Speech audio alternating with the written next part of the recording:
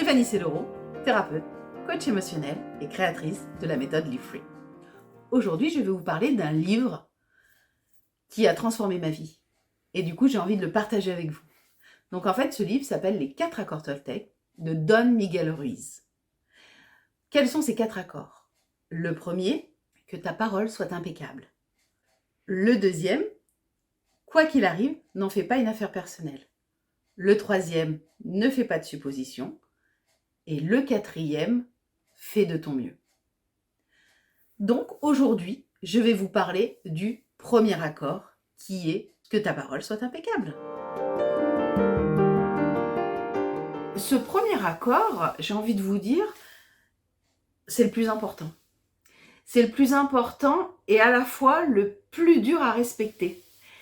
Parce qu'en fait, comme ça, on se dit tout de suite, bah oui, on a une parole impeccable. Bah oui, Mais non.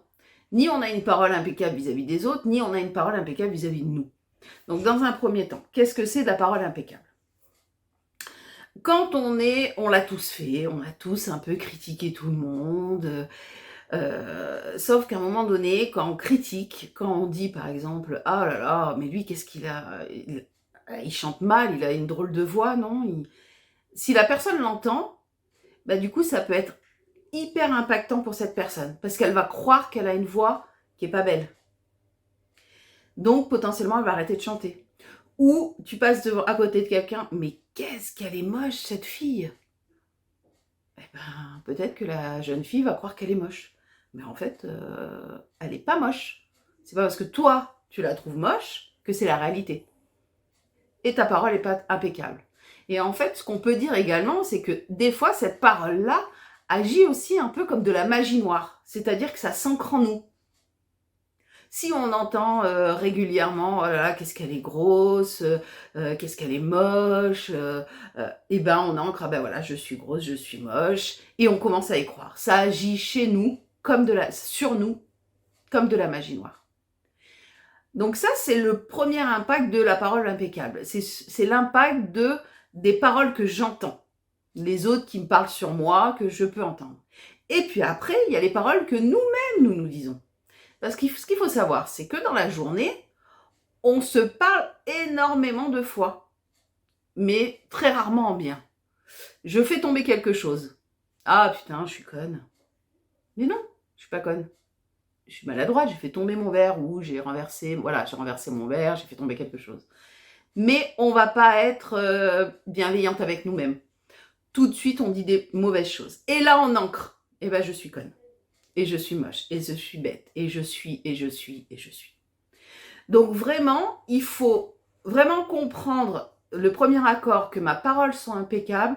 Il faut avoir une parole bienveillante et positive, que ça soit envers les autres ou envers nous-mêmes. Donc il faut arrêter de juger, il faut arrêter de critiquer, alors que tout le monde juge, tout le monde critique. Mais j'ai envie de dire stop, stop. Et agissons plutôt, du coup, avec de la magie blanche. Qu'est-ce que c'est la magie blanche? Eh ben, je m'aime, je suis belle, je vais réussir. Voilà. Oui, je suis un peu ronde. Mais c'est pas pour ça que je suis moche, et c'est pas pour ça que je suis grosse, et c'est pas pour ça, voilà.